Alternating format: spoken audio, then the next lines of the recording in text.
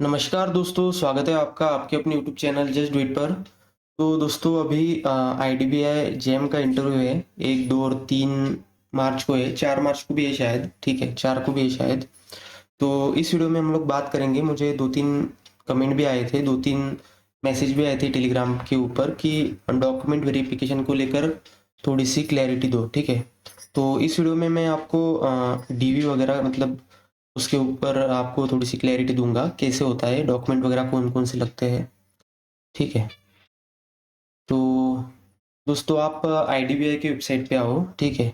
इसमें recruitment of junior assistant manager ये है, ठीक है। इसमें फिर डिटेल एडवर्टाइजमेंट नोटिफिकेशन से लेकर सारी लिंक्स है और इसमें link for reprint of online application form भी है। जिस टाइम पर आपने फॉर्म फिल किया था, उस टाइम पर एक एप्लीकेशन फॉर्म बना होगा, ठीक है। तो उसको आपको मतलब उसको अगर आपके पास नहीं है तो उसे सेव कर लो, डाउनलोड कर लो, ठीक है। ये इसकी लिंक है, तो यहाँ से आप डाउनलोड कर सकते हो, ठीक है। देन कॉल लेटर भी आया है, तो कॉल लेटर को भी आप यहाँ से पासवर्ड वगैरह आपका रजिस्ट्रेशन नंबर, रोल नंबर वगैरह डाल के डाउनलोड कर लो, ठीक है। और ठीक है, हाँ। और ये डॉक्यूमेंट वेरिफिकेशन को लेकर कुछ यहाँ पर इंफॉर्मेशन दी है और उन्होंने जो कॉल लेटर है उसमें ही बताया है कि मतलब कौन-कौन से डॉक्यूमेंट्स लगते हैं, ठीक है। तो डायरेक्टली हम लोग चलते हैं एप्लीकेशन फॉर्म के ऊपर, ठीक है। तो दोस्तों इसमें मैंने रजिस्ट्रेशन नंबर, रोल नंबर मेरा हटा दिया है, ठीक है। तो मेरा इंटरव्यू दोस्तों 3 तारीख को है नागपुर में और 8:30 की रिपोर्टिंग है और पैनल नंबर 3 है और कैटेगरी ओबीसी है, ठीक है। तो दोस्तों अभी मैंने मेरा तो मतलब नॉन क्रीमिलियर में आता हूँ, तो मुझे नॉन क्रीमिलियर लगेगा सर्टिफिकेट, ठीक है। तो दोस्तों इसकी आप लोग इन्होंने बोला है मतलब जो इसमें सीवी भी लगता है आईडीबीआई जैम में करिकुलर वीटे, ठीक है। तो सीवी आपको उसकी 4 प्रिंट निकालनी है, उस पर फोटो वगैरह डाल के पूरी डिटेल्स भरनी है और 4 आपको यहाँ पर इन्होंने दिया है, ठीक है, नीचे सीवी वगैरह के बारे में। तो इस मतलब ये हॉल टिकट की भी आप 4 प्रिंट ले लो, ऑनलाइन एप्लीकेशन फॉर्म की भी 4 प्रिंट ले लो। बाकी जो भी आपके डॉक्यूमेंट होंगे उनकी भी 4-4 प्रिंट आप ले लो, ठीक है। तो स्टार्टिंग में दोस्तों इन्होंने दे दिया है please carry the call letter, ठीक है, ये तो आपको पता ही है, along with print out of application form which you had submitted online at the time of applying, ठीक है। तो इसे भी आप लोग लेके जाओ, ठीक है। देन ओरिजिनल क्या क्या लेके जाना है और उसकी मतलब फोटोकॉपीज किस किस के लेके जानी है, ठीक है। तो print out of online application form ये तो हो गया, ठीक है। देन पैन कार्ड और आधार कार्ड इसमें दोनों लगते हैं, ठीक है। तो ये दोनों ओरिजिनल आपको लेके जाने पड़ेंगे, पैन कार्ड और आधार कार्ड। तो ये दोनों तो हर किसी के पास होते हैं, तो ये तो आपके पास होंगे ही, ठीक है। देन डेट ऑफ बर्थ, इसका इसके प्रूफ के लिए आप बर्थ सर्टिफिकेट लेके जा सकते हो, स्कूल लिविंग सर्टिफिकेट लेके जा सकते हो और 10th passing standard passing certificate लेके जा सकते हो। लेकिन सर्टिफिकेट ही लेके जाना, मतलब 10th में दोस्तों, 10th और 12th में एक मार्कशीट आती है फाइनल और एक सर्टिफिकेट आता है, तो उसमें से सर्टिफिकेट ही आपको लेके जाना है डेट ऑफ बर्थ के वेरिफिकेशन के लिए, ठीक है। इन तीनों में से आप लेके जा सकते हो, okay. Then valid domicile certificate आपको लेके जाना है, ठीक है। उसमें आपका मतलब आप किस स्टेट से हो, इसका वेरिफिकेशन इससे होता है, डोमिसाइल सर्टिफिकेट से, ठीक है। तो इसे आपको लेके जाना है, एक बार मैं गूगल पे आपको दिखा देता हूँ डोमिसाइल सर्टिफिकेट फॉर्मेट,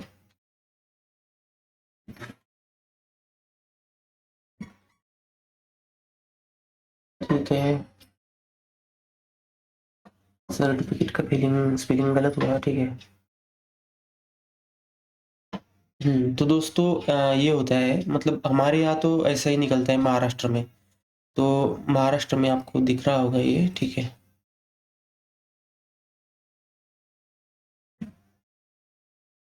ठीक है, आप देख सकते हो इसे अभी। तो इस तरीके से होता है डोमिसाइल का सर्टिफिकेट। तो ये आपको मतलब किसी साइबर सेंटर ना सीएससी सेंटर, वहाँ पर जाकर आप निकाल सकते हो और तहसील में वगैरह आपके इससे वेरिफिकेशन होती है। तो इसे अगर आपके पास नहीं है तो निकाल लो, ये लगता है, ये दोस्तों ओरिजिनल लगता है, ठीक है। तो ये हो गया। देन आपको समझ आ गया वैलिड डोमिसाइल, ठीक है, और सेल्फ, ठीक है। इसे ये मैंडेटरी है, यहाँ पर मेंशन भी किया है इन्होंने। देन हाई स्कूल 10th की मार्कशीट और पासिंग सर्टिफिकेट दोनों चाहिए। अगर आपके पास सिर्फ मार्कशीट है तो नहीं चलेगा, आपको सर्टिफिकेट भी लाना पड़ेगा। तो अगर आपके पास इन दोनों में से कुछ भी नहीं है तो आप अपने 10th के स्कूल में जाकर अप्लाई कर दो, वहाँ से आपको मिल जाएगा। वैसे 12th के भी आपको मार्कशीट और पासिंग सर्टिफिकेट चाहिए, ठीक है। देन ग्रेजुएशन के मतलब अभी मैंने बीएससी कंप्लीट किया है, ठीक है, बीएससी मैथ। तो उसके में पर सेमेस्टर की मुझे मार्कशीट लगेगी, 6 सेमेस्टर थे तो 6 मार्कशीट लगेगी, ठीक है। ये लगेगा इसमें, और डिग्री सर्टिफिकेट भी लगेगा, वो नीचे दिया हुआ है उन्होंने, ठीक है। अगर आपका पोस्ट ग्रेजुएशन हुआ है तो उसकी भी लेके जाओ, ठीक है। तो इसमें फिर marksheet of all semesters, years of graduation as well as provisional और फाइनल डिग्री सर्टिफिकेट। अगर आपका अभी अभी हुआ है ग्रेजुएशन, अगर आपके पास फाइनल डिग्री सर्टिफिकेट नहीं भी है तो प्रोविजनल आप लेके जा सकते हो, बट ट्राई करो फाइनल सर्टिफिकेट ही लेके जाओ, डिग्री सर्टिफिकेट, ठीक है। और अभी इंजीनियरिंग वगैरह उसमें सीजीपीए होता है, ठीक है। तो सीजीपीए का कन्वर्जन वाला भी सर्टिफिकेट होता है, अगर आपको मिला हो तो वो भी साथ में लेके जाओ, ठीक है। Then in case of candidate is unable to prove that the grade point is as per eligibility criteria, the candidate would not be allowed to appear. मतलब इसका मतलब वो लगेगा इस सर्टिफिकेट के कन्वर्जन वाला, है ना। तो आपकी मतलब आपका इंजीनियरिंग वगैरह कुछ भी हुआ है तो उसकी मार्कशीट वगैरह, उसका सर्टिफिकेट, उसका डिग्री सर्टिफिकेट सब कुछ लेके जाओ, साथ में रखो। देन कैटेगरी कास्ट सर्टिफिकेट, इसमें सेंट्रल सेंट्रल कास्ट होना चाहिए फॉर्मेट। तो एक बार सेंट्रल कास्ट का भी मैं आपको फॉर्मेट दिखाता हूँ। सेंट्रल कास्ट सर्टिफिकेट फॉर्मेट, ठीक है। तो इसमें कास्ट वाइज अलग अलग होता है, मैं आपको ओबीसी का दिखाना चाहता हूँ, ठीक है। नहीं, ये तो नॉन क्रिमिलियर का हो गया, ठीक है, नॉन क्रिमिलियर हो गया। सेंट्रल कास्ट का थोड़ा सा अलग आता है, मेरे पास है सेंट्रल कास्ट का, वो 3 पेजेस का है, ठीक है ना। तो इस तरीके से होता है ये कुछ, मतलब वो कास्ट सर्टिफिकेट ही होता है, बट उसके ऊपर स्टार्टिंग में लिखा होता है कि गवर्नमेंट ऑफ इंडिया के अंडर, ऊपर में ही लिखा होता है, ठीक है।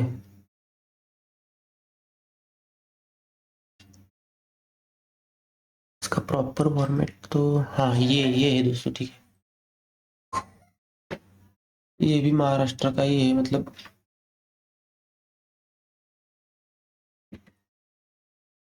ठीक है, अब आपको दिखेगा form of cast certificate for the issue authority. नहीं, ये तो स्टेट ऑफ महाराष्ट्र का है, उसके ऊपर यहाँ पर गवर्नमेंट ऑफ इंडिया लिखा होता है ऊपर, ठीक है।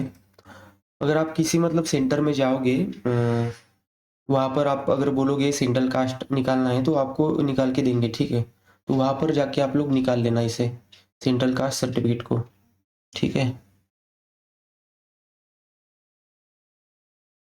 हाँ दोस्तों, ये हो, ठीक है। ये एक बार मैं आपको दिखाता हूँ, form for caste certificate for OBC person applying for appointment to post under government of India, यहाँ पर गवर्नमेंट ऑफ इंडिया लिखा होता है, ठीक है। For the purpose of educational under government of India, तो इस तरीके से ऊपर लिखा होता है। देन फिर नीचे महाराष्ट्र भी मेंशन होगा, आपका जो स्टेट है वो भी मेंशन होगा, ठीक है। और फॉर्म 9, मेरे मेरे इसके ऊपर भी फॉर्म 9 है, और 3 पेजेस का होता है, मेरा 3 पेजेस का है, ठीक है। तो आप मतलब तहसील में जाकर उसे निकाल सकते हो, ठीक है, वो भी ओरिजिनल ही लगेगा, तो ओरिजिनल आप साथ में रखो, ठीक है। देन ठीक है, इन्होंने बोला central government format only, caste certificate last tribe must be admitted in central government format only. और इसमें आप स्टेट स्टेट वाला भी लेके जाओ साथ में बैकअप के लिए, ठीक है। Certificate must be indicate the name of caste and tribe as it appears in the central list, ठीक है। तो certificate be issued in financial year 25 टू 24-25, फाइनेंशियल ईयर 25 में ही आपने उसे निकाला होना चाहिए, मतलब 1 अप्रैल 2024 से लेकर 31 मार्च 2025 तक का होना चाहिए, ठीक है, उसके बीच में निकाला होना चाहिए आपने, based on the income of previous financial year, ठीक है। वो तो होगा ही फिर इस ईयर में होगा तो। OBC candidates having certificate with non criminal clause would be eligible for reservation. तो मैंने तो ओबीसी से फिल किया है नॉन क्रिमिनल के अंडर, तो मुझे नॉन क्रिमिनल लेके जाना ही पड़ेगा, ठीक है। तो अगर आपके पास हो तो डेफिनेटली आप लेके जाओ, अगर नहीं है वो तो निकाल लो आप लोग सर्टिफिकेट, ठीक है। Certificate be completely field ordinary resident clause, ठीक है, उस सर्टिफिकेट में तो होता ही है मेंशन है। सर्टिफिकेट ऑफ स्टैम्प, ठीक है, ये भी होता है। Certificate should satisfy all requirements for availing reservation, ठीक है। Caste certificate in the OBC SC ST should be appearing in central list of concern state government, ठीक है। तो दोस्तों अभी बात करते हैं 8 नंबर के पॉइंट की। तो the following documents related to experience are required as under all experience certificates from past and current employer, all relieving letters, duly accepted offer letter, last 3 months salary। अगर आप कहीं पर पिछले मतलब कहीं पर अगर जॉब करते हो तो एनओसी लगता है उसका, ठीक है, नो ऑब्जेक्शन सर्टिफिकेट। और मतलब अगर आप अभी भी करंटली कर रहे हो तो एनओसी तो लगेगा ही लगेगा। और ठीक है, और ये भी लास्ट 3 मंथ सैलरी वगैरह इस ये आप लेके जा सकते हो। मतलब अगर आपने कहीं पर जॉब किया हो तो इसका एक्सपीरियंस सर्टिफिकेट लेके जाओ, experience certificate, relieving letter, salary slip वगैरह। और एक और किसी आप मतलब प्राइवेट में भी अगर आप करते हो तो एक्सपीरियंस सर्टिफिकेट लेके जाओ। और गवर्नमेंट किसी बैंक में या फिर किसी ऑर्गेनाइजेशन में अगर काम करते हो आप गवर्नमेंट, तो एनओसी होता है, नो ऑब्जेक्शन सर्टिफिकेट, तो वो आपको लेके जाना पड़ेगा। In case you are currently employed you are advise not to resign until you receive offer of employment from IDBI. जब तक आपको ऑफर लेटर नहीं आ जाता आईडीबीआई का, अगर आप इसमें सिलेक्ट होते हो तब तक आप रिजाइन ना करो, ऐसा इनका कहना है, ठीक है। देन एक सर्विसमैन मस्ट प्रोड्यूस, अगर आप किसी मतलब डिफेंस में काम करते हो, अगर वहाँ से रिटायरमेंट आपकी हो चुकी है तो उसका भी सर्टिफिकेट आता है, तो उसे भी लेके जाओ। Then photo identity proof, photo identity proof के लिए एक तो पैन कार्ड लेके जाओ या फिर पासपोर्ट, परमानेंट ड्राइविंग लाइसेंस, आधार वगैरह, ठीक है, ये लेके जाओ। ई आधार भी चलेगा। हाँ, बस आपको राशन कार्ड और लर्नर ड्राइविंग लाइसेंस वहाँ पर नहीं चलेगा, ठीक है। और सीवी की 4 कॉपीज आप लेके जाओ, उसमें फ़ोटो आपका फिक्स्ड होना चाहिए, फ़ोटो लगाया होना चाहिए। और बाकी जो आपने मैंने ऊपर जो सर्टिफिकेट बताया है, मतलब यहाँ पर जो सर्टिफिकेट मेंशन है वो भी आप 4-4 उसकी कॉपीज लेके जाओ, सेट ही बनाकर लेके जाओ 4-4, ठीक है। और 2 recent photo passport size photograph as uploaded in online application, जो आपने एप्लीकेशन फॉर्म फिल करते वक्त पासपोर्ट अपलोड किए हैं उसे आप लेके जाओ, ठीक है। फोटोग्राफ बायोमेट्रिक, ठीक है, ये आप वहाँ पर ये होगा, तो मतलब ठीक है। देन आपका थंब वेरिफिकेशन भी होगा, तो हाथों पे मतलब कुछ मेहंदी वगैरह ये कुछ नहीं होना चाहिए, क्लीन होने चाहिए आपके हाथ, ठीक है। ये तो आपको पता ही होगा ठीक है। इसे आप लोग एक बार रीड कर लेना, मैंने आपको इसमें देखकर मतलब बताया है, लेकिन फिर भी आप लोग अपने एंड से पूरा एक बार अच्छे से रीड करके चेक कर लेना दोस्तों, क्योंकि ठीक है, क्योंकि एक बार कई बार मेरे से कुछ मिस भी हो सकता है, तो आप एक बार भी अपनी तरफ से चेक कर लेना, ठीक है। और इन्होंने मतलब एक सीवी का भी फॉर्मेट है, वो भी मैं आपको दिखा देता हूँ, ठीक है।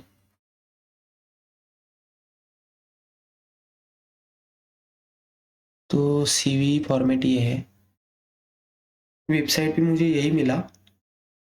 और एक पीजीडीबीएफ का भी है, बट जो अपना एग्जीक्यूटिव है, एग्जीक्यूटिव के लिए यही लेके गए थे, मेरा दोस्त लेके गया था, ठीक है।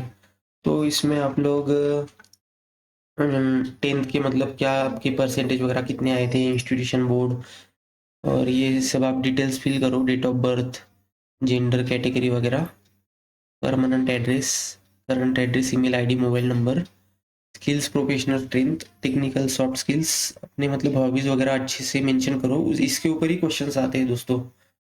आप और ये सारे के सारे आप अच्छे से फिल करना, और इसकी 4 कॉपीज लगेगी, ठीक है। तो दोस्तों अगर आपको कोई भी मतलब कुछ पूछना हो तो आप कमेंट सेक्शन में पूछ सकते हो, ठीक है। तो इस वीडियो में दोस्तों इतना ही था, मिलते हैं अगले वीडियो में, थैंक यू।